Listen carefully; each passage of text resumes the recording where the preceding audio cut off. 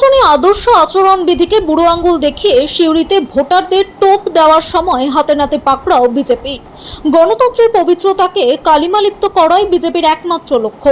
আজ মঙ্গলবার সন্ধ্যায় সিউড়ি বিধানসভার অন্তর্গত চিনপাই গ্রাম পঞ্চায়েতে 270 নম্বর বুথের রাধামাধাপুর গ্রামে ধরা পড়ল বিজেপির সেই কুৎসিত চেহারা।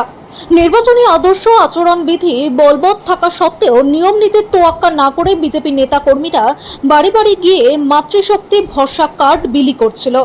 শর্তহীনভাবে মাসে 3000 টাকা দেওয়ার প্রলোভন দেখিয়ে ভোটারদের প্রভাবিত করার চেষ্টা করছিল তারা। তৃণমূলের লড়াকু নেত্রী তথা পঞ্চায়েত সদস্য সুস্মিতা বন্দ্যোপাধ্যায়, পঞ্চায়েত সমিতির সদস্যা নবনীতা ঘোষ, পঞ্চায়েত প্রধান পীযূষ সাহা এই অনৈতিক কাজে বাধা দিতে গেলে তাদের ওপর চড়াও হয় বিজেপি আশ্রিত দুষ্কৃতীরা। বিজেপি নেতারা আমাদের মহিলা জনপ্রতিনিধিদের অশালীনভাবে হেনস্থা করে। বিজেপি জানে তারা মানুষের রায় পাবে না, তাই টাকা দিয়ে ভোট কেনার নির্লজ্জ চেষ্টা চালাচ্ছে। আমরা এই ঘটনার তীব্র নিন্দা করছি এবং নির্বাচন কমিশনের কাছে কঠোর পদক্ষেপের দাবি জানাচ্ছি।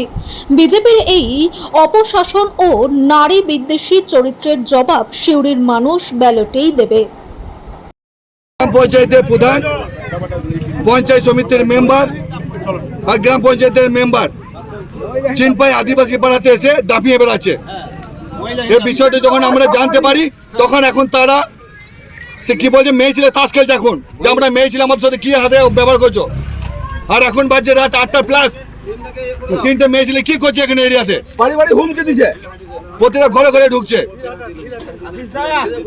এই বিষয় শুনে যখন আমরা ছুটে আসি, আচ্ছা তখন তারা এখন সে মেয়ে ছেলে তাস খেলছে, আর তার আগে সে সবাইকে দাপিয়ে বেড়াচ্ছিল।